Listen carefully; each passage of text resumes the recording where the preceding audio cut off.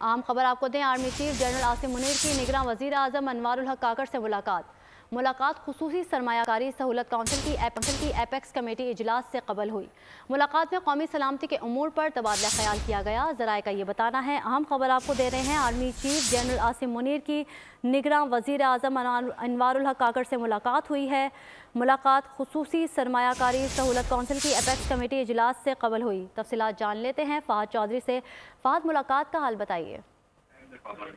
जी बिल्कुल, आज SIFC apex committee के इजलास से कबल निगरान वज़ीर आज़म अनवारुल हक काकड़ से chief of army staff general Syed Asim Munir ने मुलाकात की। इस मुलाकात में कौमी सलामती के उमूर पर तबादला ख्याल किया गया। दाखिली और खारजी सलामती के इशूज़ ज़ेर गौर आए और ज़राए के मुताबिक निगरान वज़ीर आज़म ने हालिया जो दहशत गर्दों के खिलाफ कार्रवाइयाँ हैं उन पर पाक फौज की जो कारकर्दगी है उस पर खिराज तहसीन भी पेश किया। जी ठीक है, बहुत शुक्रिया फ़हद आपका।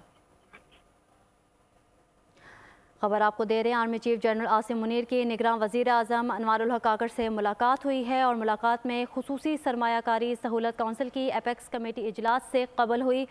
मुलाकात में कौमी सलामती के उमूर पर तबादला ख्याल किया गया। सब्सक्राइब करें और बेल दबाएं ताकि कोई खबर रह न जाए।